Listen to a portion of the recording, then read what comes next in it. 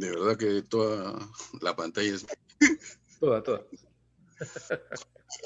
Adelante, gracias. yo cuando era chico, realmente cuando era chico, y creo que hasta ahora, coleccionaba algunos miedos, o sea, realmente miedos, felizmente mi papá me protegía y mi hermano me orientaba, y eran trabajadores, así que pude estudiar un poco más, pues. Entonces, cuando hay una colección de dichos tontos, hay que revisar los dichos tontos, porque hay que hacer una clasificación de tontudichos.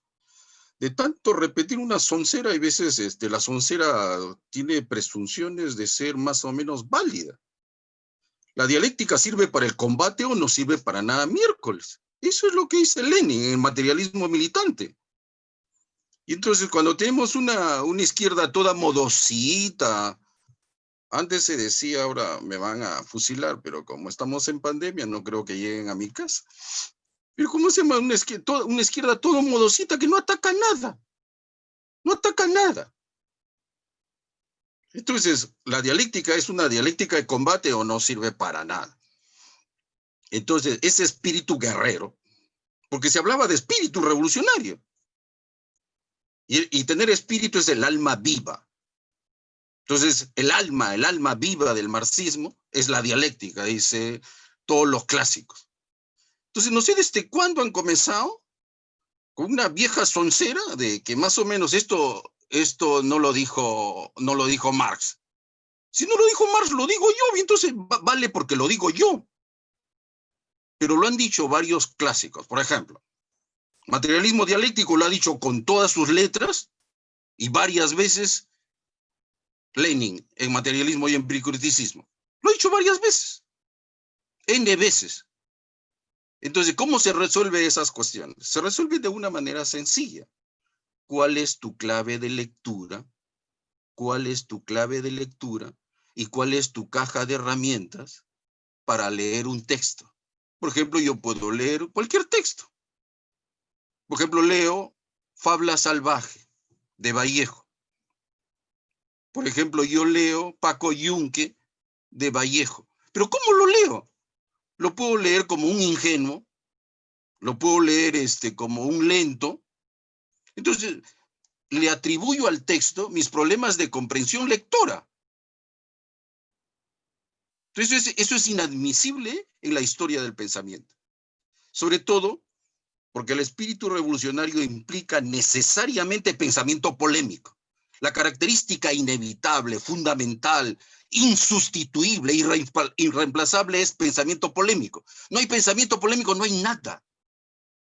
El pensamiento revolucionario es esencialmente polémico, no ha dejado de ser revolucionario, hace tiempo ha dejado de ser revolucionario.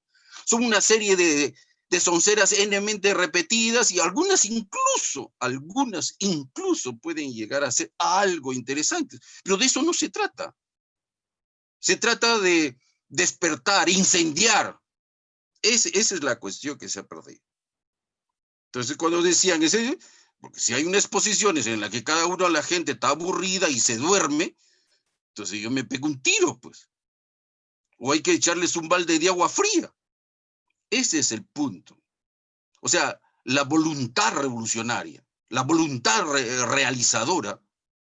Entonces, ¿quiénes están adelante? Los malditos neoliberales tienen voluntad de hacer, hablan de cultura de la innovación, cultura de la transformación. Uno de los más grandes desafíos para una serie de marxistas, marxistoides y marxólogos vulgares es precisamente círculos de innovación de Tom Peters, por ejemplo. ¿Quién es Tom Peters? Uno de los gurús del emprendimiento norteamericano. ¿Y qué es más? Se burla del espíritu revolucionario apagado, congelado, estupidizado, amodorrado. Se burla haciendo círculos de innovación, mencionando las formas de transgresión del Che Guevara, las formas de transgresión de todos los revolucionarios comunistas. Citan esas formas o sea, es increíble y es impresionante. Entonces yo digo, o como Morgan dice, yo soy multimillonario, yo soy dueño de empresas transnacionales, Me acusan de no leer el Capital de Marx, pero no es cierto. Yo he estudiado el Capital de Marx. Yo lo he estudiado. Nadie me puede negar que yo saco la mejor plusvalía en el mundo, porque yo he estudiado a Marx. ¿Qué cosa he aprendido en Marx? A sacarle la plusvalía a los trabajadores. O sea, me daba ganas de matarme. O sea, yo que no había leído el Capital y hasta ahora no lo leo, porque justamente el estudio es una cuestión seria. Engels dice claramente, desde que el socialismo se ha transformado en ciencia, hay que tratarla como lo que es, estudiarla. Pero si un encadenamiento de tontudichos, entonces obviamente con más o menos referencias o cosas por el estilo. Entonces, cuando le digo eso es porque se ha perdido la capacidad de plantear problemas, pero problemas teóricos reales, con el pensamiento tipo tesis, por ejemplo. Entonces, el pensamiento tipo tesis quiere decir, tiene formulaciones más o menos precisas, pero que necesitan ser argumentadas. Entonces, tú dices algo, dice, por ejemplo, las neurociencias están atarantando a despistados que no entienden que el fundamentalismo neurocientífico le está causando una epidemia de cerebralismo. Cuando la dialéctica materialista ya había señalado, el ser humano no piensa con el cerebro, necesita el cerebro para pensar, pero es en la dialéctica de las relaciones interpersonales, las prácticas formativas y las prácticas sociales, en las que se genera el pensamiento. Entonces destaca las categorías de prácticas sociales, prácticas formativas, dialéctica de relaciones interpersonales, y es allí, en los procesos deformativos, no metafísicamente un cerebro que no se sabe qué cosa crea, a tal punto que pueden encontrar Dios está en el cerebro, el alma está en el cerebro, ahora todo eso, o sea, por eso es una epidemia de cerebralismo, y fundamentalismo neurocientífico genera eso. Entonces la década del cerebro ha sido programada por el imperialismo. La solución de nuestros problemas está en el buen funcionamiento del cerebro. O sea, diseño neuronal, aprendizajes programados. Entonces algunos ya sueñan y comienzan y dicen, te ponen el chip y ya te van a controlar como si fueras zombie. Esos son efectos que ya son transmitidos. Entonces, por eso digo, si no superamos toitita esa hojarasca, esa es pura hojarasca. O sea, ni una idea básica que pueda ser desarrollada con potencial de realización futura. Ni una. Entonces eso ya me escandaliza a mí. Yo francamente no tengo paciencia. En todo caso, me pueden cortar el micro, todo eso, pero voy a comenzar mi exposición señalando que tengo pensamiento tipo tesis. Provocación 1 y dice, sugiere argumentación. Referencia 1 es así. Es más, pienso que no se puede pensar. O sea, no se puede pensar sin referentes. Por ejemplo, un referente muy válido, el marxismo de Mariátegui y Raimundo Prado. Yo digo, ¿por qué ese libro no tiene ni una línea de psicología ni de psicoanálisis? Ni una línea. En la primera edición tiene 106 páginas, no tiene nada de eso. Y sin embargo, no solamente en defensa del marxismo, hay N referencias a psicología y a psicoanálisis. En la revista Mauta hay una serie de artículos de psicoanálisis y solo hay 2 relacionados con Pavlov. Entonces, algo que amerita ese tipo de cosas. Entonces, yo digo, la lectura contextualizada y la reflexión nos puede ir ayudando. No la serie más o menos de obsesiones estratégicas que tienen algunos fracasados. Entonces, ¿los fracasos son importantes? Por supuesto. Los fracasos son los más importantes en la trayectoria de vida real. Es más, las personas serias casi siempre le dan importancia a los fracasos razonados. Los éxitos son momentáneos. Los fracasos son los que iluminan el camino a seguir.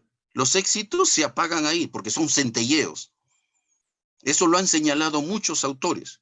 Por eso, cuando quieren comprender la actuación personal, van ahí al análisis de los fracasos, de los errores, porque se trata de corregir. Entonces, en eso, quiero destacar esta idea que me va a iluminar entre todas las diapositivas. Es justamente una nada más, que tenemos que ir desarrollando, o sea, ir desarrollando cuestiones que nos sirvan para mejorar la dinámica concreta de la actuación personal. Si no sirve para eso, no sirve para nada. Entonces, eso ha hecho que mucho tenga relación de exterioridad. Relación de exterioridad. Cuando la clave del desarrollo humano, social, político, histórico es relaciones de interioridad.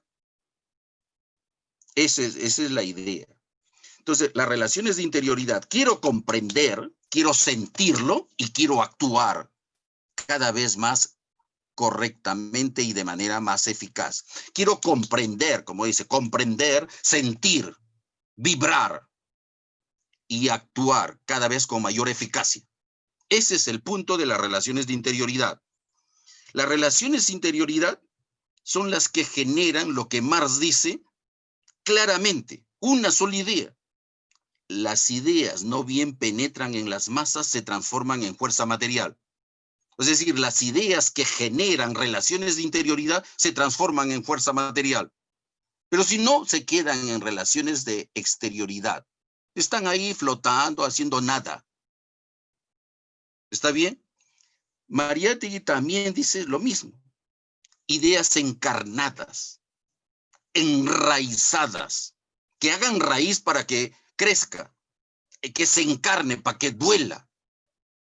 Eso es encarnar.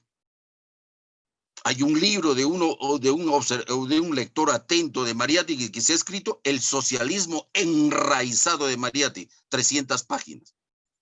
Es uno de los libros últimos que me encantan. Dice, socialismo enraizado, que ha echado raíz. No que lo sacas y no hay nada. Entonces, encarnar, enraizar. Entonces, esa es una idea fuerza que genera una serie de documentos porque forman parte o son expresiones del pensamiento revolucionario. Entonces se ha dejado eso con el cuento de hay que ser civilizados, no hay que caer en la provocación, la tolerancia de ideas, ¿cómo se llama? Hay que tranquilizarse. ¿Cuándo diablos dice? La pobreza no deja tranquilo, no debe dejar tranquilo a nadie. La injusticia no debe dejar tranquilo a nadie. Uno debe rebelarse, hay razones para rebelarse. La indignación, motivos de indignación es lo que más sobra.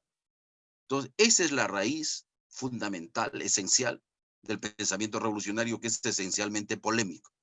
Entonces, todos avanzan un poco. Los pocos que avanzan se pueden sumar, pero eso es lo que tiene que darse. Ahora bien, no sé, aquí puedo, Leonel, ayúdame. Dice compartir pantalla. Sí, Ricardo, tienes la opción dada de compartir pantalla. Ahí donde ves ese botón, dale clic y te va a aparecer una interfaz donde te da la vista de todas tus ventanas abiertas. Escoges la que quieres que veamos. ¿Están viendo ahí eso? Ahí. ¿Se ve? Sí, ahí está. Ahí vemos ¿La primera diapositiva se ve? Sí. Ya, entonces en ese orden lo voy a pasar ya. Okay. Entonces, la primera diapositiva dice conmemorarse los 200 años, todo lo que ustedes han visto ahí, incluyendo la invitación y el código de invitación. El 200 aniversario del nacimiento de Engels, el 28 de noviembre de 1820 y el 28 de noviembre hoy día del 2020. Entonces, yo he querido justamente destacar, la siguiente es esta. Federico Engels y José Carlos Mariátegui. Federico Engels y José Carlos Mariátegui No sé si lo ven claramente para ayudarme. Si ven eso, ese es el tema que debo desarrollar, y justo comienzo con que es importante reconocer los aportes significativos de la historia. Marx ha vivido mucho antes que Lenin, pero Lenin ya existía cuando yo nací. Lenin murió, no sé, pero ya existía Mao. Entonces yo no me voy a hacer como el distraído. Puedo hacerme, porque si me da la gana, puedo hacer una lectura no maoísta de Lenin, por ejemplo, o una lectura de Marx sin Lenin. Pero el punto es eso, pues que Lenin y Mao existen, como también existe Mariátegui. Entonces no se me va a ocurrir obviarlos. Entonces, si no existe materialismo dialéctico, lo inventamos. ¿Cuál es el problema? Lo creamos. Sí existe la creación. La caída y la redención es una cuestión religiosa de derecha. La cuestión de la creación, la concepción de creacionista, es la revolucionaria dentro de la iglesia. Entonces, por ejemplo, Gustavo Gutiérrez es de la concepción de creación en religión, no es de la caída y la redención. O sea, todos los curas zurdos creen en la creación, que es otra percepción. Y Mariátegui era religioso y también algo místico, incluso con sus propias palabras. No voy a estar discutiendo si eso es obvio, cualquiera lo puede descubrir, ahí basta que lea las notas que el mismo Mariátegui.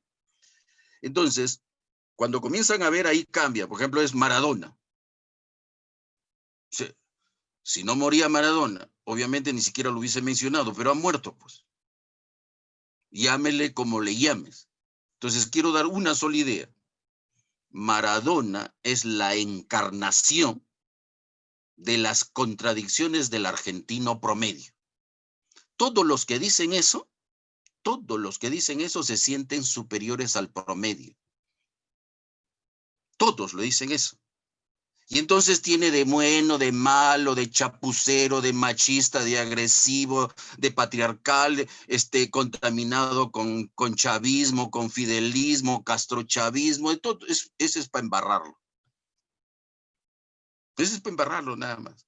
Y justo dicen contradicciones, manosean el concepto, porque no es un concepto teórico el que utilizan, no es la dinámica de autodesarrollo en el movimiento de la materia en todos sus niveles, que es lo lógico, tal como lo dice Engels o Marx o cualquier materialista dialéctico, sino justamente dicen que está lleno de embrollos, o sea, está embrollado. Entonces Maradona es la encarnación de las contradicciones, todas las contradicciones del argentino promedio, apasionado, es decir, que va a cometer tonterías, va a hacer esto, va a tener, incluso algunas cosas le salen bien.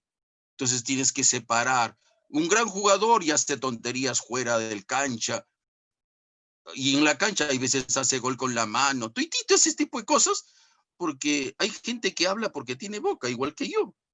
Pero el asunto es, ¿cuál es el legado de Maradona? ¿Cuál es el legado de Maradona? ¿Qué es lo esencial que nos deja Maradona?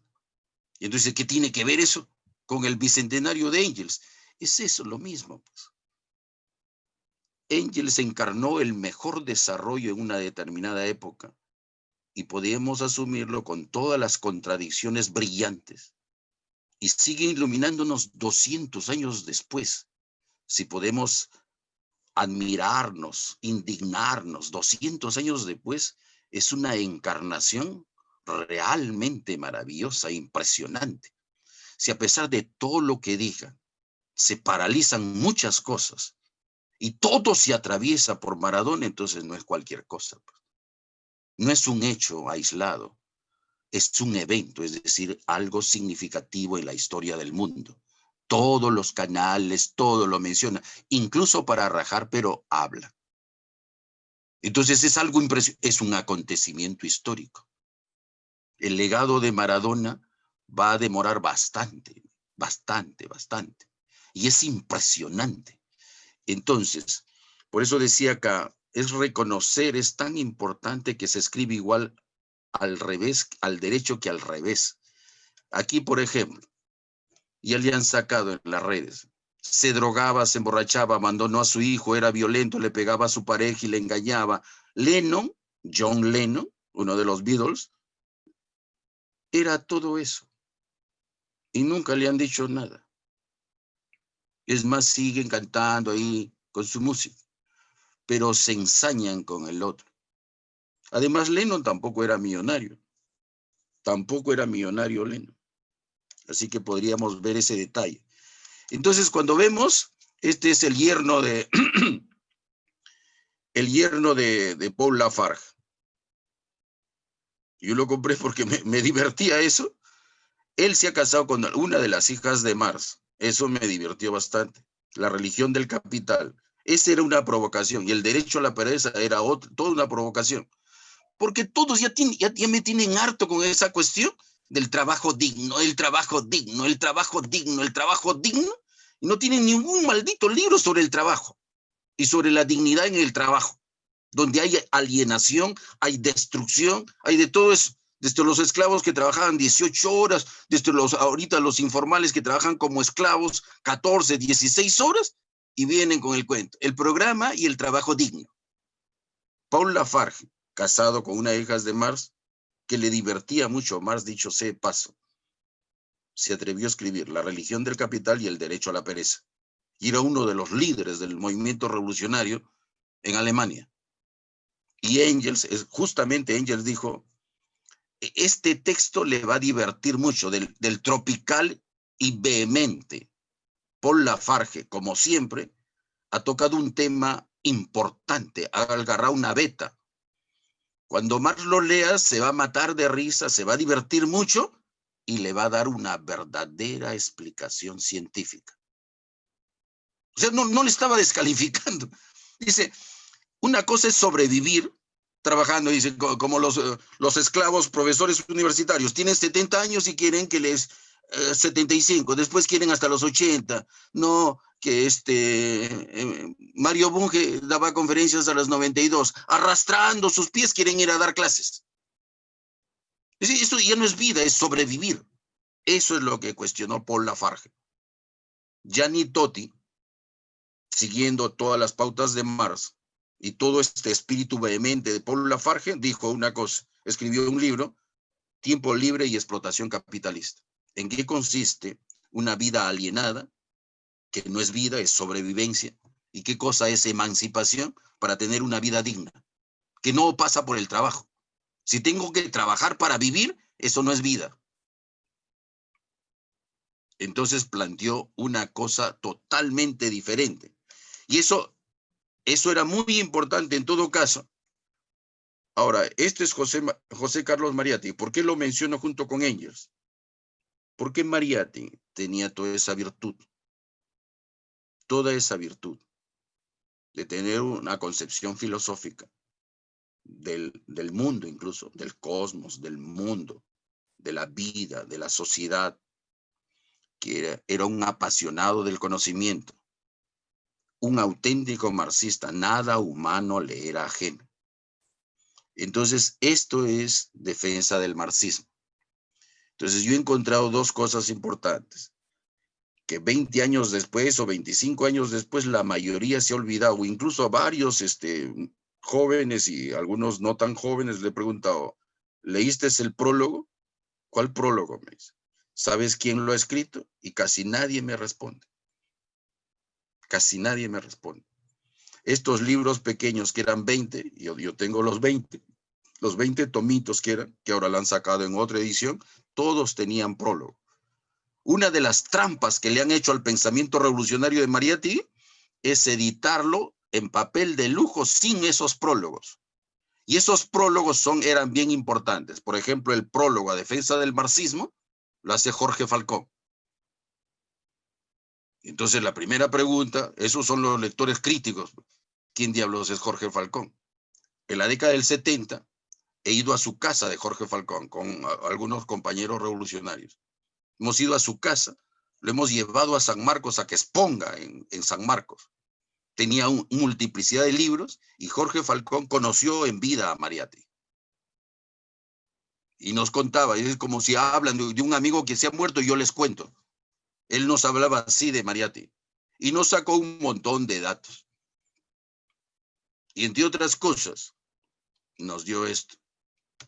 Eso, más allá del marxismo. Ahora, por las maravillas de Internet, ustedes lo pueden leer en PDF. Lo pueden leer en PDF, este libro que leyó Mariátegui, y que es uno de los textos, junto con el texto de Max Headman, para escribir Defensa del Marxismo. Entonces, ¿qué cosa que les quiero decir? Mariátegui tiene un pensamiento revolucionario y tiene un propósito. Entonces, como tiene la metodología del trabajo intelectual leninista y revolucionario, uno de los elementos es divulgación científico-crítica. Por eso, a partir de esto y Ciencia de la Revolución de Headman, escribe justamente Defensa del Marxismo. Este libro tiene más de 600, les puedo mostrar, aquí lo tengo a mi costado el libro. Ahorita está circulando en PDF en las redes, para los que quieren leerlo. Entonces, hay muchos que han hablado de defensa del marxismo, incluso han hecho otro prólogo sustituyendo al de Jorge Falcón y sin citar a Jorge Falcón, y apuesto mi cabeza, no han leído este libro. O sea que es, en términos de ediciones de libros, es una conducta tan poco seria que es absolutamente cuestionable. Al proletariado se le da lo mejor. No se le estafa porque ignora más que uno. Entonces, si alguien va a hacer el prólogo, tenía que revisar todo. Es más, hacer una valoración crítica del prólogo de Jorge Falcón. ¿Por qué? Porque ese debate se dio. Una prueba es que esto salió en 1954. Es del mismo Henry de Man. Pero obviamente, si el libro, La era de las masas y el declinar de la civilización, Mariátegui no lo va a poder leer, pues si había muerto ya hace 24 años. Y sin embargo, Henry de Man, con su primer libro, publicado en 1923, ocasionó un libro en Mariátegui, es porque alguien tiene clave de lectura, caja de herramientas, o sea, sabe el trabajo intelectual revolucionario y puede dar una respuesta teórico-práctica o teórica en función de la práctica. Pero este libro, ninguno después de Mariátegui le pudo dar respuesta. Y el libro existe. Conversé, por ejemplo, con varias personas, no quiero mencionar ahí para no panearse, como dicen eso. Me dice, ¿me lo puedes dar? Eso sería interesante para corroborar todo eso. ¿Lo tienes los dos? Digo, 20, 30 años, ahí está Defensa del Marxismo. Hablan de Defensa del Marxismo, incluso a veces no lo han leído todo el librito. No se acuerdan de lo que dice Jorge del Falcón en el prólogo. Yo sí lo he leído. He conocido a Jorge Falcón, he ido a su casa. Y no por iniciativa mía, eran otros compañeros más muy, hoy vamos, hay que pedirle, hay que decirle que traiga todo eso. Y lo llevamos a exponer a San Marcos. Eso es. Ahora, ese es el índice del nuevo libro de Henry de Man de 1954. Todos esos temas absolutamente interesantes, que si Mariátegui estaba vivo, lo leía y se sacaba otro libro. ¿Por qué? Porque él justamente tenía el pensamiento revolucionario y la voluntad realizadora de dar respuesta a todos los eventos importantes en el mundo. Si muere Maradona, Mariátegui hace un artículo. Como lo ha hecho Galeano, felizmente, antes de morir, porque Galeano ha muerto antes de Maradona, y ha hecho el mejor diagnóstico de Maradona antes de que se muera. A tal punto que todos los diagnosticadores de Maradona están repitiendo lo que dijo Eduardo Galeano, que se murió antes de Maradona. Y que Maradona, antes de morirse, le agradeció que él pensara tan seriamente en él. Entonces, si estaba vivo Mariátegui y sale un nuevo libro de Henry de Man, tienes otro libro. Pues. Así de simple. Ahora, ¿quién es Jorge Falcón? Entre otras cosas, Jorge Falcón, en toda la década del 60, junto con César Guardia Mayorga, formaban parte de una tendencia muy importante. Se habían interesado. Jorge Falcón, China, la revolución de la rosa y de la rosa.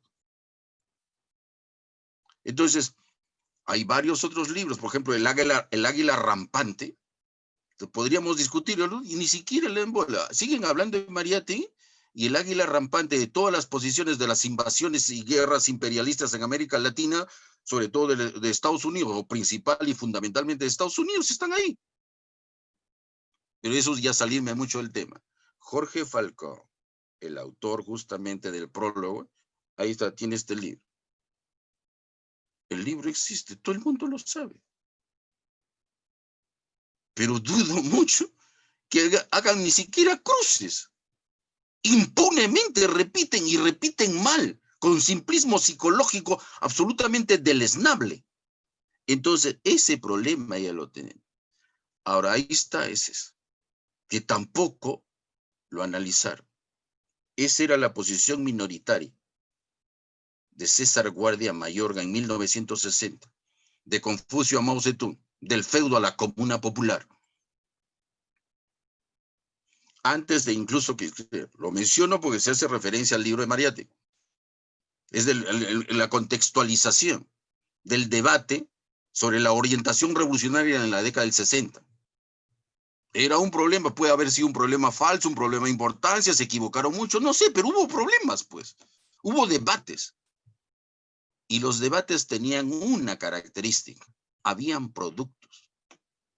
Habían productos. Es más, los que sacaron productos eran lo que después Pablo Macera dijo, la tendencia Mao de la izquierda peruana. Y ahí están dos de la tendencia Mao, por lo menos hasta por el título. Si así se hacen un libro es que tenían alguna inquietud y no están en contra. No están en contra. Están viendo qué de nuevo trae la Revolución China. Qué características totalmente diferentes, incluso la Revolución Rusa. Algo que la gente no quiere entender. Perriand es uno de los teóricos del modelo chino y el modelo soviético. Y él dice, no, definitivamente el modelo soviético no se puede volver a repetir.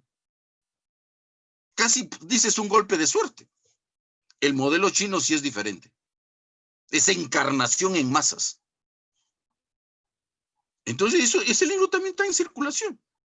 Pero cito a los peruanos de esa época. Entonces, por eso me asombró, me asustó, porque yo no entendía, pues no entendía. Y salió este libro, que circulaba en la década del 70. Ahí está. En realidad nadie puede despreciar impunemente la dialéctica. Federico Engels en Dialéctica de la Naturaleza. Y a mí hasta la cita ya era un balazo. En realidad nadie puede despreciar impunemente a la dialéctica. La dialéctica de la naturaleza, la dialéctica de la sociedad y la dialéctica del pensamiento. Es un castigo pensar mal si tú no estudias la dialéctica. Más o menos lo entendí así, entonces tengo que saber dialéctica, porque no sé, pues no sé. Y este era justamente todo el balance que hace. Pero este era fuera del Perú. Y lo que siempre me sorprendía, me enojaba, dice, este pata no conoce el orden. Miren, en el punto 2 pone a Engels, en el punto 2 pone a Stalin y pone a Lenin. Porque Lenin es el que hace el resumen de toda la dialéctica revolucionaria. Ese es el planteamiento de Alain Badiou. Ese libro existía ahí. El asunto es si quieren o no lo quieren estudiar. ¿Qué tiene que ver con Engels? Ahí está, pues tiene que ver con Engels. Hacía un balance justo de lo anterior. Lo que dice ahí, en realidad nadie puede despreciar impunemente la dialéctica. Y se refería, todos los libros son una síntesis teórica impresionante de la dialéctica y una aplicación a áreas específicas de eso. Ese es Badiou, que ahora tiene unos extraordinarios libros, por lo menos hay 2 libros, sobre el acontecimiento, el ser y el acontecimiento tomo 1, el ser y el acontecimiento tomo 2, y una serie de libros más. Badiou está vivo, que yo sepa, y sigue publicando. Acaba de publicar un libro sobre la pandemia del COVID-19. El mismo autor de Teoría de la Contradicción, que fue una de las más brillantes síntesis. Entonces, ¿por qué eso? El legado de Engels tenía que verse cómo se daba. Entonces, cuando me invitan, yo le digo, el legado para mí sí ha sido un legado, pues yo le agradezco. Engels era mejor. En la divulgación científica, justamente dice, nadie hacía comentarios al Capital tomo 1, el único libro que escribió Marx. y el que dice tienes que hacer propaganda, y el que hizo 7 artículos de crítica al primer tomo de Capital fue Engels. El que hizo el resumen del primer tomo del Capital, sí, Engels. El que tomando los documentos de Marx escribió el segundo y el tercer tomo, Engels. El que dejó casi preparado los 3 tomos de las teorías políticas, Engels. Entonces, ¿cuál oposición? En todos tenían en todo caso algo que Igor Kohn, un brillante estudioso soviético, ha escrito, se llama Amistad. Hace un análisis teórico de la amistad. Y el ejemplo nuclear es la amistad entre Marx y Engels, que lo ve como modelo ideal de amistad. Cuando tienen el mismo compromiso existencial y la misma capacidad de teorización, con una sinceridad y una autenticidad impresionantes, entonces se entienden. Porque saben que están en el mismo terreno. Como dice, siempre, siempre están, o sea, nunca están lejos del pueblo y siempre están luchando por el bienestar del pueblo. El máximo de felicidad posible para el pueblo, como yo lo he sintetizado. Entonces, obviamente, si ya tienes todo eso en la cabeza o algo de eso, pues no se trata de que sepas todo, nadie sabe todo. Y este era el libro que en los 70 circulaban por ahí. Justamente ahí desarrolla Toitito el método ideológico, el método histórico, hace un deslinde sobre la subjetividad, todo eso, y utilizan bastante no solo a Marx, a Engels, a Lenin, todo eso.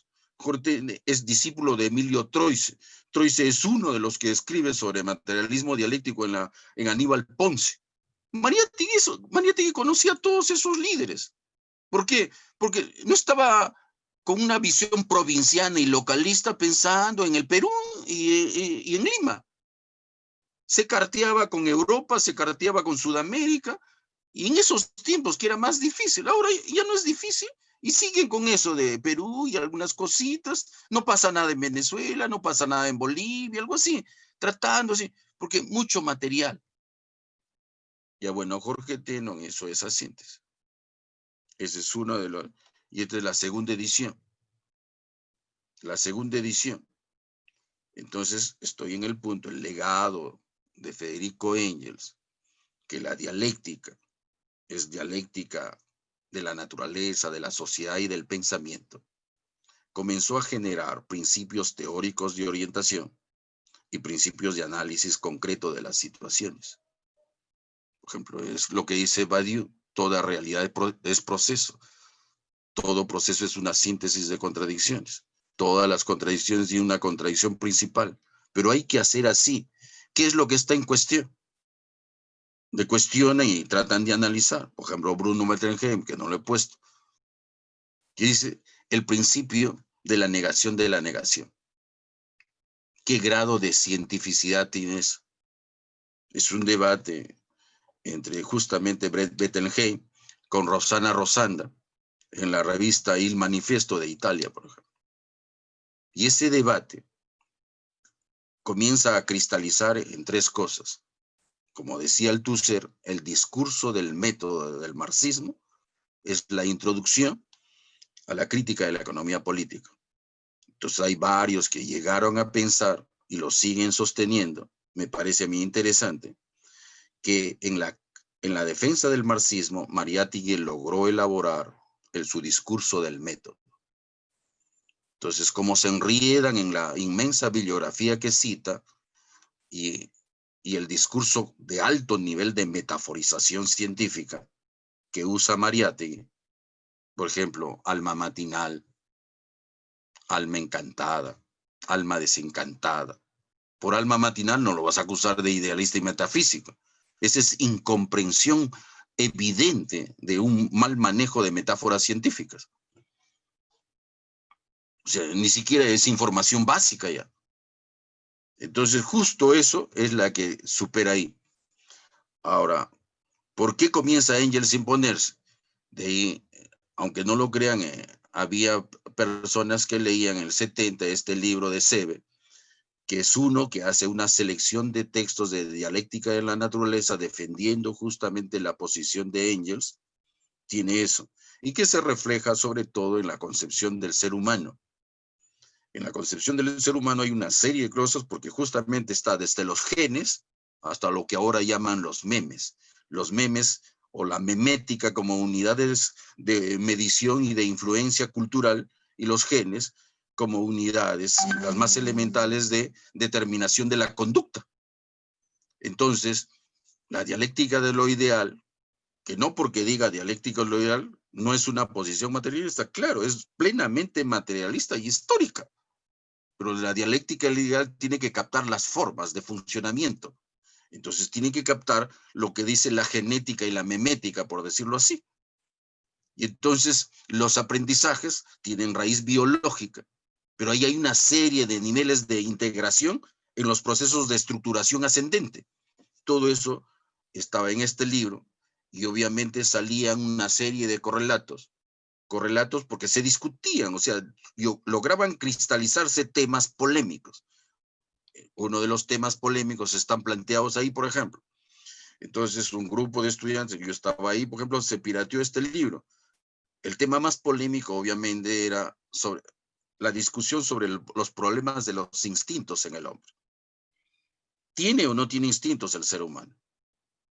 Entonces era el gran debate sobre lo biológico y lo social en el ser humano, que está presente de raíz en Dialéctica de la Naturaleza de Federico Engels, especialmente en el papel del trabajo en la transformación del mono en hombre. Pero es una cosa que se dice discursivamente. Engels dijo todo lo que sabía hasta esa época, pero el debate sigue porque hay nuevos descubrimientos.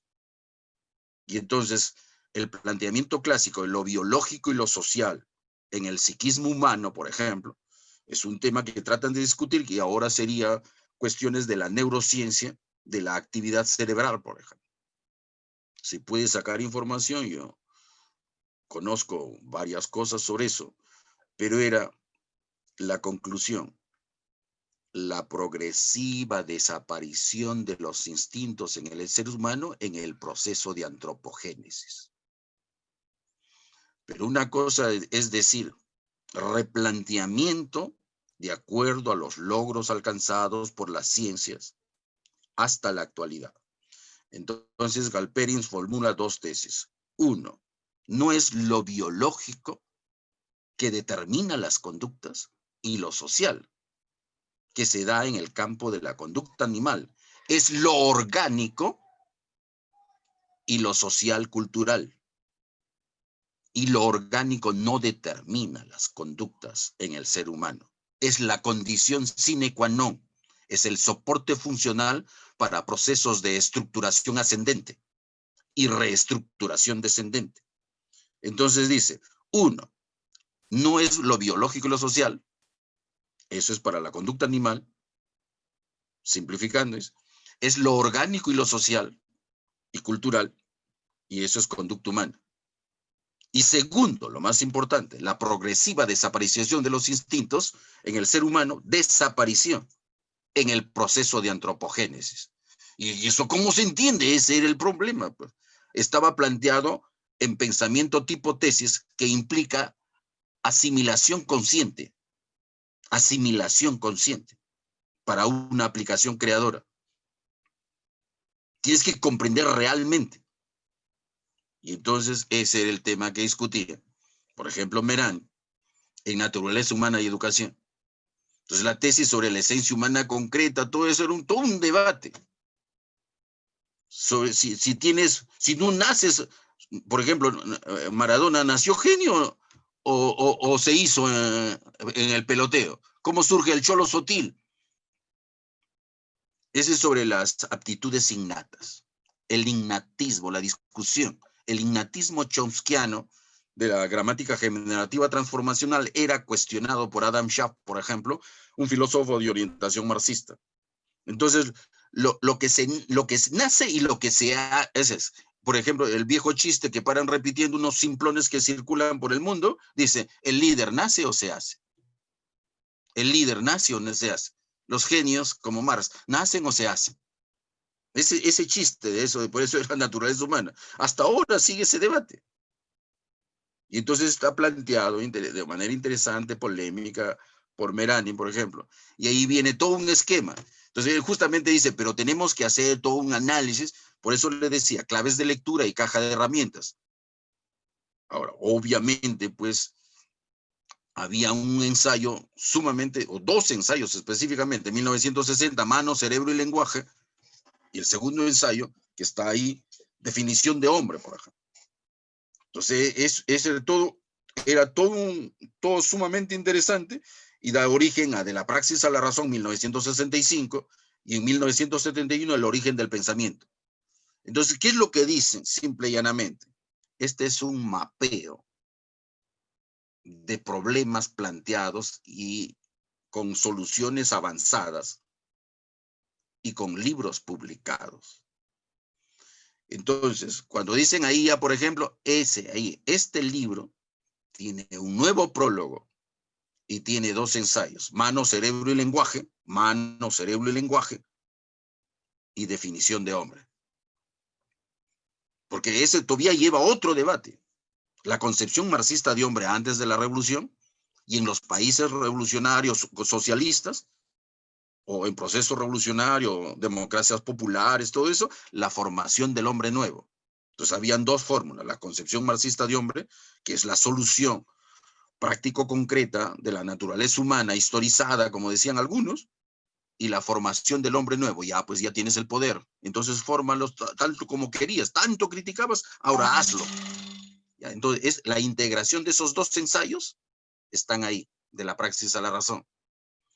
Y entonces se está discutiendo en el terreno desbrozado, con hitos históricos para el desarrollo del pensamiento por Engels, sí, porque los está planteando ahí. Mano, cerebro y lenguaje, el referente es el papel del trabajo en la transformación del mono en hombre, Federico Engels. Están ahí. Toda la concepción sobre la naturaleza está ahí, definición de hombre. Puedes estar de acuerdo o no, el debate sigue. Pero ese es el legado, la clarificación de los problemas a resolver y las alternativas generadas o las soluciones logradas. Ese es el legado de Federico Engels para el trabajo científico, para el trabajo revolucionario. Entonces cada uno tiene que ir destacando en el campo de acción. Ya, la génesis del pensamiento. Esa es una bióloga con un psicólogo, el padre y el hijo, especializados y interesados, enamorados del tema, son las raíces biológicas del pensamiento, las raíces sociales del pensamiento y las raíces intelectuales del pensamiento. ¿Por qué es importante? Porque no puedes hablar de naturaleza humana simplonamente. Ellos tienen problemas y pseudo problemas de psicología donde desarrollan un capítulo especializado sobre el simplismo psicológico. Los tontudichos que dicen los tontos que les gusta hablar sin informarse debidamente y sin estar a la altura de los descubrimientos científicos básicos. No todos, porque nadie puede conocerlo todo, pero lo que ya ha sido avanzado y lo que ya ha sido publicado. Estas eran ediciones populares, como quien dice, esto debe saberlo todo porque ya es divulgación científica. Es lo que llama Brockman tercera cultura. O sea, personas educadas que conocen cuestiones científicas. ¿Qué quiere decir? Nos guste o no nos guste, algún tipo de solución traen las vacunas. Cualquier otra cosa no es cierta, pues. Esas son creencias, discusión, todo. Esas son sonceras. La ciencia, con laboratorios, no con que lo he medido, el cloro, el dióxido de cloro, no, esas son sonceras. No estamos hablando de ese nivel ya. Y es mucha tolerancia con esas simplonerías. ¿Por qué? Porque no hay una práctica científica y el Perú tiene más de 9 millones o 10 millones de analfabetos, con una televisión embrutecedora que no desarrolla cultura científica. Entonces, mientras en el mundo entero están los libros de Brockman sobre la tercera cultura, aquí siguen ahí discutiendo de cualquier manera sin referentes científicos claros y sin prácticas concretas de análisis. Acá está haciendo una síntesis, raíces biológicas, sociales e intelectuales, los procesos de configuración de las mentalidades. ¿Por qué es importante? por dos cosas. Al final dice, lo que ya se sabía en cierta forma, por Pavlov y todo eso. Los órganos, o sea, lo biológico genera órganos, pero los órganos generan órganos funcionales por niveles de estructuración de la actividad humana, la dinámica concreta de la actuación. Y eso se denomina estructuras funcionales. Sobre la base de estructuras funcionales, que se puede homologar a la teoría de los órganos funcionales de Lontief, hay configuraciones dinámicas, ejemplos de estructuras funcionales, los hábitos de formación, específicamente la lectura y la escritura, y el discurso, por ejemplo, ordenado, una conferencia significativa. Configuraciones dinámicas, las actitudes de desarrollo, la aspiración, los deseos, los sueños. Entonces ahí salen gente retadora. Es por decir algo, y no quiero santificar nada, es Maradona. Dice, yo quiero abrazar a Fidel. Yo quiero ser como el Che. ¿Por qué hablan del Che? Y yo no sé nada. Y después se pone la camiseta del Che. No por chiste, porque muchos se ponen por chiste la camiseta del Che. Él se va, ¿dónde ha ido el Che? ¿Y quién ha conocido al Che? Se va y lo ve a Fidel. Vean los gestos cariñosos. Ese pata tiene ritmo vital y posicionamiento existencial. Es vehemente, audaz, atrevido, desvergonzado, comete errores, todo, pues es eso. ¿Quiénes son los que pueden evaluar? ¿Quiénes que se autonombran evaluadores? ¿A título de qué? ¿A los que nacen en la pobreza? ¿Le quieres exigir perfección? Tantas deformaciones se hacen en una infancia de carencias, de niños en la calle. Se generan deformaciones. Se generan defectos. La corrección, porque la reeducación, el buen reeducador es uno de un marxista o un psiquiatra de izquierda, el buen reeducador, Giovanni Jarvis, por ejemplo. La reeducación es más lenta cuando más pasan los años. Como sus primeros logros eran como pelotero, ahí todo lo celebran, pero mientras más éxito tiene, entra lo que llaman a sus niveles de incompetencia. Los ricos que se burlan de él, porque traga como pobre, pero tiene plata para tragar lo que le da la gana. Pero se burlan porque es chusco, por decirlo así, bárbaramente. Y entonces él se ríe, dice, ustedes me rechazan, pero mi gente no me rechaza. Entonces, ¿quién no lo rechaza? Hugo Chávez no lo rechaza, Evo Morales no lo rechaza, Fidel Castro no lo rechaza. Se va con ellos, pues, pelea porque él ha nacido en el pueblo y nunca quiere abandonar al pueblo. Entonces, lo más básico en la formación humana son los hábitos de formación. Y los más elevados son los hábitos de lectura, el hábito lector. De ahí se forman las fortalezas del carácter. Los cojones suficientes para armar la bronca. De ahí se forma la fuerza de voluntad, porque adquiere visión. Y comienza a retar a la FIFA, a retar acá. La FIFA iba a eliminar como lugar de jugar pelota a Bolivia por ser demasiada altura. Maradona se fue a jugar ahí en Bolivia. Retaba a la FIFA, todo eso. No es volverlo santo. O como dice Galeano, era un dios sucio, un dios sucio, el más humano de los dioses. Entonces, ese es el punto. Pero estoy calma, Alberto y Susana Merán, el que están viendo ahí, dice estructuras funcionales, configuraciones dinámicas. En la estructuración de toda la dinámica de actuación, implicados en la dinámica concreta de la actuación personal en todos sus niveles de integración, en todas sus modalidades de expresión. Ahora, ¿tiene que ver con ellos? Claro, pues. Si estamos diciendo es el mismo autor, ahí está mano, cerebro y lenguaje, ahí está definición de hombre, ahí está, y todavía podemos leer todo el esquema. Eso está todo en sus textos. Y ahí, y encima te dice la dialéctica en psicología, que es una revisión de los instrumentos intelectuales para el trabajo revolucionario, instrumentos intelectuales, teóricos y prácticos, en este caso, en el campo de la psicología. Entonces hace una redefinición incluso de la inteligencia creadora, es la que cumple una función, crear nuevas zonas, abrir espirales de desarrollo, pero sobre todo, integrar una serie de procesos.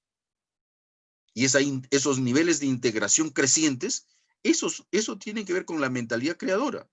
La inteligencia creadora es la que genera negentropía. Lo entrópico es lo que te lleva a la muerte. Porque todo es lo mismo.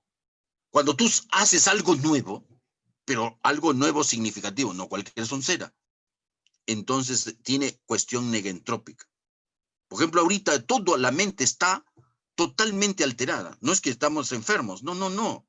Sino todos, por ejemplo, yo uso mal todavía los medios informáticos. Hay otros que hacen maravillas, hacen transferencias. A mí me da miedo, escúcheme, voy a repetirlo, me da miedo hacer transferencias de dinero por cuestiones informáticas. Podría conseguir algunos bitcoins, pero me da miedo, y si me lo roban en informática, todo. Lo máximo que mi mente conservadora ha aceptado es utilizar el cajero. Y 3 veces el cajero se tragó mi tarjeta. Y me hacen pagar 20 soles la tarjeta de repuesto. Pero hay unos que dominan ese campo. Es la inteligencia empleada. Pero esos aspectos negentrópicos, según este texto. ¿Ya? Por eso, con todo eso escribe Tocqueville esto, estructura y dialéctica de la personalidad. Ese es el legado y aquí está presente toda la concepción de ser humano que desarrolla Engels. Todo eso, en un solo autor. Pero hay que estudiarlo, pues. Ya, entonces, cuando vuelve, ese es el legado de Federico Engels.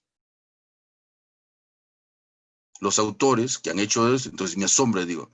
Entonces, yo podría sentirme culpable porque no le estudias, todo eso.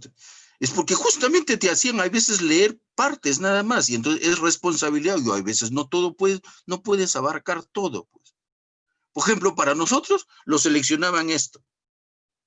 Solo la introducción y solo el papel del trabajo en la transformación del hombre. Todo lo que se relaciona con el trabajo en las ciencias psicológicas. Entonces es una partecita, pues. Es hacerle trampa a Engels. Ya algo es algo, pues. Dice, la introducción es potente y el ensayo central es realmente impresionante. El que domina eso puede comentar, o sea, órganos de asimilación. Si ya dominas eso, ya puedes leer a cualquier autor que venga. O sea, ese es el legado de ellos. Este es el resumen de eso. No es resumen, es el extracto de lo más importante para el trabajo psicológico, psicopedagógico y reeducador. Ya. Y entonces, este también viene, obviamente, incluso muchos de los desarrollos están planteados en el anti-Durkheim. Acá sería al revés, el anti-Durkheim primero y después el socialismo utópico y el socialismo científico. Entonces, todas esas formas de análisis están presentes en varios textos. Entonces, los 200 años, justo 200 años que los autores de trabajo académico profesional, incluso yo diría muy importantes, le siguen encontrando cosas no solo a Marx y a su gran amigo Federico Engels, a los dos, pero específicamente al mejor divulgador científico del mundo, a mi parecer, que ha sido Federico Engels. Entonces le siguen 200 años después, hay algunos que no terminan ni de leerlo. 200 años después, hay algunos que todavía no saben aprovechar todos los tesoros que tienen.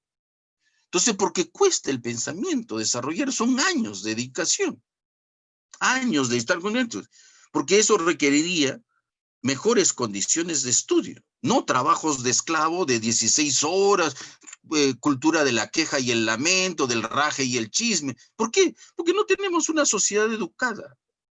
No tenemos lo que dice ni siquiera Joseph Stiglitz del Banco Mundial, la creación de una sociedad de aprendizaje que implica analizar la relación instrumental, o sea, Internet, el papel de Internet en la modificación y reestructuración de la vida cotidiana de millones de personas. Los otros estaban ahí mientras eso, y hablan de un Marx por Internet. Todo el marxismo, todos los libros de los clásicos están ahí. Lo imposible. Esos libros que no se encontraban, esos de Mariátegui, por ejemplo, Mariátegui leyendo a Henry Deman, ahora están en PDF. Hay muchos se quejaban. El de ¿cómo se llama? De Confucio a Mao Zedong está gratis ahí. Lo pueden encontrar en las redes. La otra es ¿cómo dice? Dámelo. También se les puede dar, pues, por eso digo, pero hay que organizar talleres, todo eso es lo que da vida al marxismo, la práctica revolucionaria, los trabajos de preparación. Entonces, este es otro de los legados que están presentes en la obra de Engels, y justo esto, lo más significativo, esto para mí es sumamente significativo, uno de los mejores colaboradores del doctor Ortiz, Pedro Ortiz Cabanillas, el doctor César Sarria, por ejemplo, uno de los mejores libros del año pasado es Neurociencia Clínica, sumamente impactante. Puedes criticar todo lo que quieras, pero no puedes negar que existe. Y otro de los libros que ha salido hace algunos años, o sea, específicamente creo que 12, Neuropsicología Clínica, de César Sarria. Me dice, pero aquí muchas cosas tienen conexión, son difíciles de comprender. Tú le explicas con la dialéctica, pero yo quiero estudiar. Entonces, más o menos hace 12 años, el increíble César Lebanon le dijo, usted quiere comprender.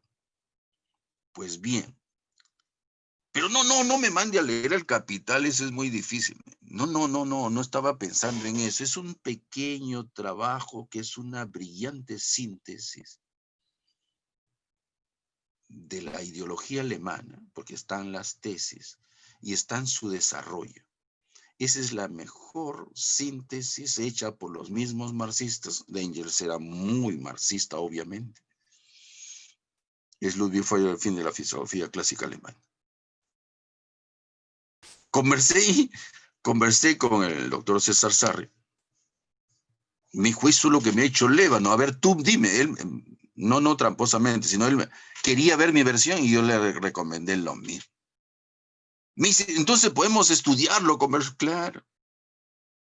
Entonces, el pensamiento es reflexión, acción, pero hay algunos que hacen brillantes síntesis teóricas y uno de ellos lo ha hecho Engels, el Ludwig Feuer.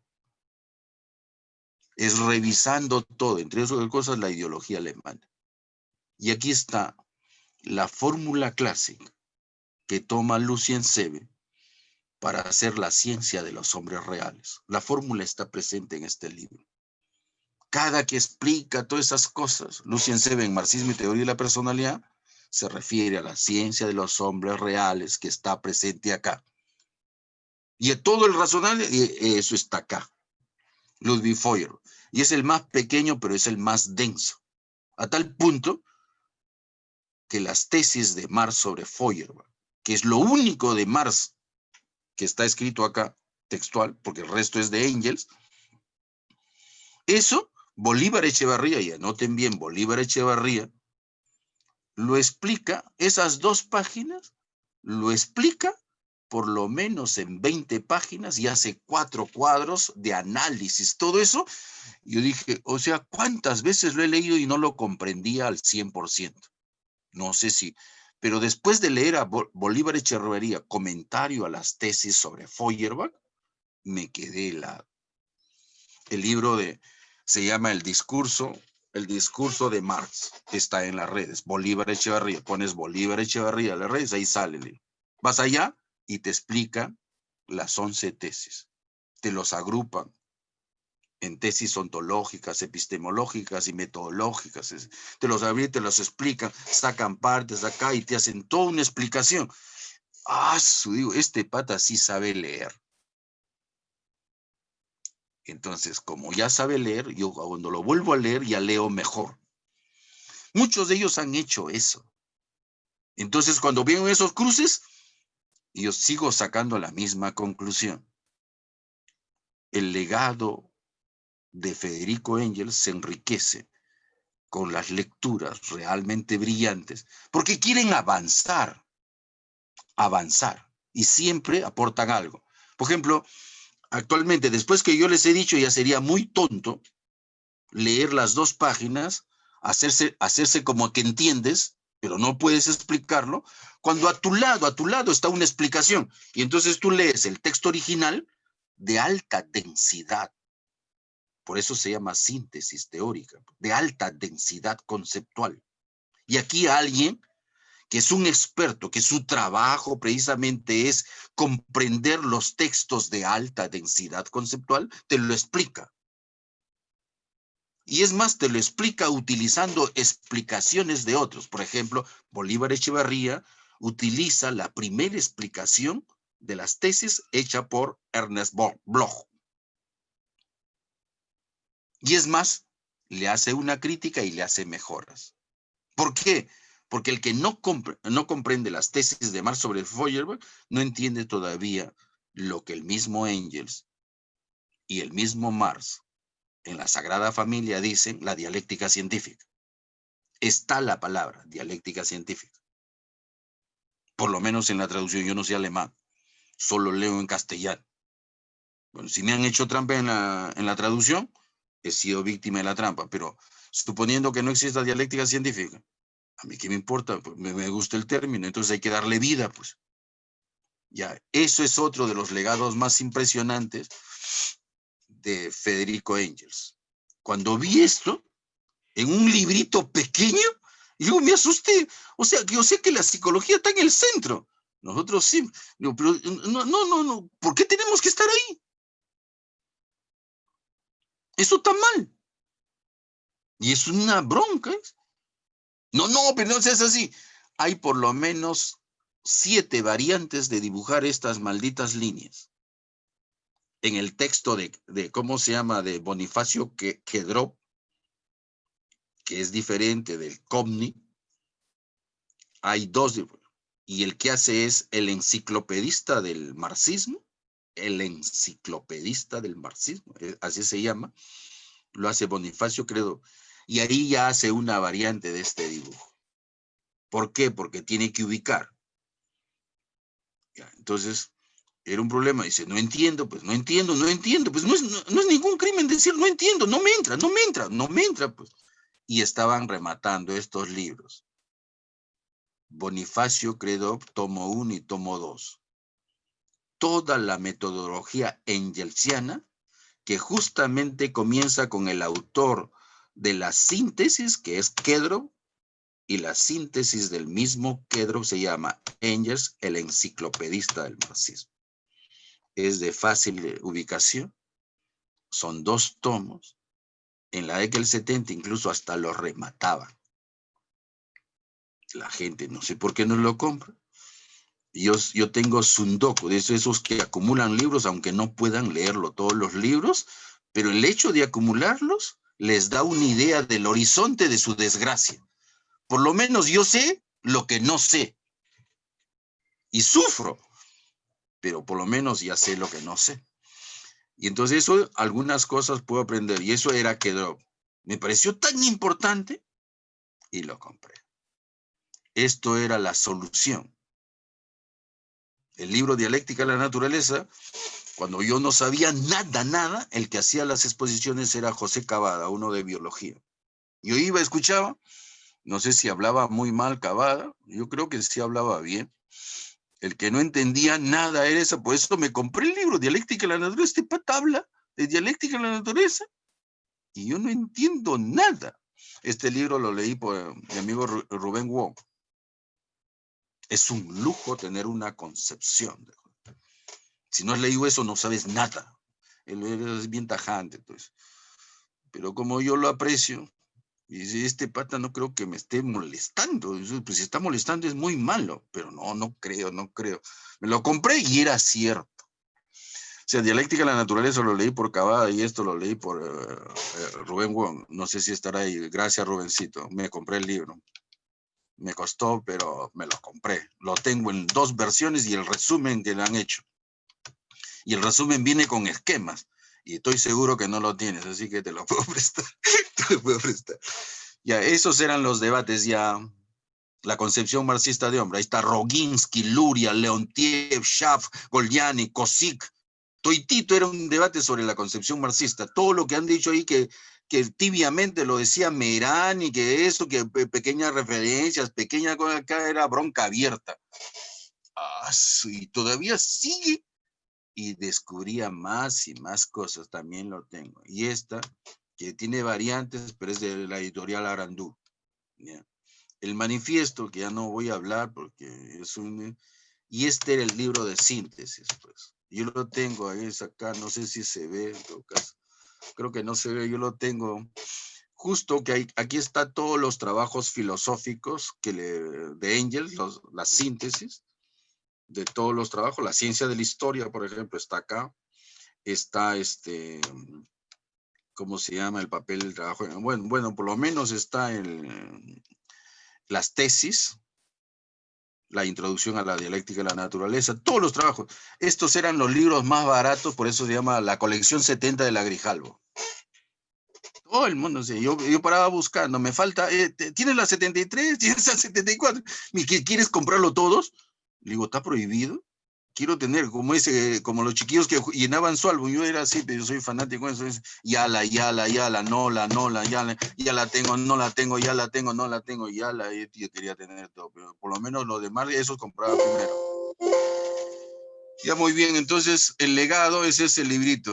Ese librito acá lo tengo en mis manos. Tiene 158 páginas. Era por lo menos lo mínimo que debes saber a Engels para saber entender su legado. Si no lees ese librito de síntesis con sus propios textos, ya no sabes nada de Engels o sabes muy poco. Luego ya, ¿en qué cosa quieres especializarte y con qué quieres confrontarlo y cómo puedes hacer un taller de análisis, de reflexión, todo eso? Si haces ahora, según el inefable y bien querido, bien recordado César Leo, no habría que comenzar por Ludwig Feuerbach y el fin de la filosofía clásica alemana que está acá en este síntesis. Y todos los textos asociados, especialmente el impresionante texto de la ciencia de la historia, a tal punto que tú sales convencido que todas las ciencias son históricas, incluyendo historia de las matemáticas, historia de la lógica. Ya con eso ya dijiste todo. Si hasta la lógica, la de matemáticas tiene historia, entonces todo tiene historia. Y si tiene toda historia, la que comanda todo es la ciencia de la historia. Y ese es el aporte más significativo de Marx a Engels, y por eso celebramos los 200 años de Engels. Muchas gracias, es todo lo que puedo decir. Disculpen la pasión, todo. No tengo otra forma de hablar y ya no quiero cambiar porque ya tengo 66 años. Muchas gracias, es todo lo que podría decirles. No sé cómo